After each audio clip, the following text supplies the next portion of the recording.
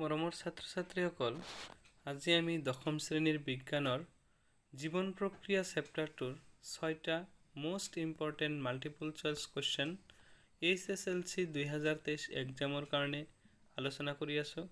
তো বলা আমি কুৱেশ্যন কেইটা চাই লওঁ কি দিছে। তো প্ৰথম প্ৰশ্ন হৈছে উদ্ভিদ দেহত জাইলেম কলাৰ কাম কি?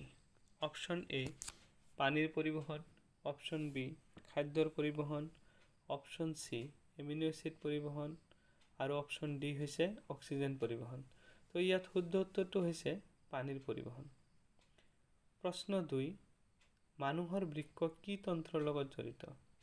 অপশ্যন এ পৰিপুষ্টি, অপশ্যন বি ৰেচন, অপশ্যন চি শ্বসন আৰু অপশ্যন ডি পৰিবহণ। ইয়াত শুদ্ধ উত্তৰটো হৈছে অপশ্যন বি। এতিয়া প্ৰশ্ন 3 স্বপক্ষীয় পৰিপুষ্টিত প্ৰয়োজন হয়। Option A carbon dioxide আৰু পানী, অপশ্যন বি পত্ৰহৰিত, অপশ্যন চি সূৰ্যৰ পোহৰ, অপশ্যন ডি ওপৰৰ আটাইকেইটা। ইয়াত শুদ্ধ উত্তৰটো হৈছে ওপৰৰ আটাইকেইটা। প্ৰশ্ন 4 অবাত শ্বসন সম্পন্ন হয়। অপশ্যন এ মাইটকণ্ড্ৰিয়াত, অপশ্যন বি ক্লৰোপ্লাষ্টত, অপশ্যন চি কোষ কেন্দ্ৰত, অপশ্যন ডি কোষ প্ৰৰখত।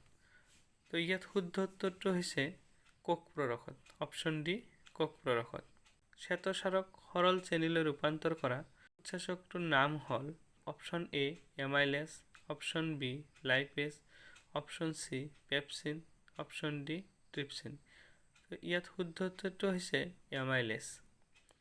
প্ৰশ্ন 6 পাইৰুভেট অণু ভাঙি কাৰ্বন ডাই অক্সাইড, পানী আৰু শক্তি উৎপন্ন হোৱা বিক্ৰিয়াটো সম্পাদিত হয়।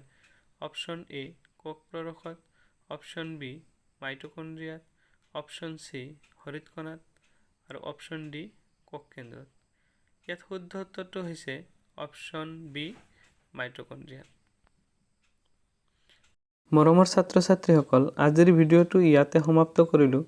তোমালোকে এই ভিডিঅ'টোৰ দৰে আৰু নতুন নতুন প্ৰশ্ন পাবৰ কাৰণে চেনেলটো ছাবস্ক্ৰাইব কৰিবা, কাষত থকা বেল আইকনটো দবাই দি অল নটিফিকেশ্যন অন কৰি ৰাখিবা যাতে তোমালোকে পৰৱৰ্তী ভিডিঅ'সমূহ পোৱা। লগতে ভিডিঅ'টো ভাল লাগিলে লাইক কৰিবা আৰু শ্বেয়াৰ কৰিবা আৰু কমেণ্ট কৰিবলৈ নাপাহৰিবা।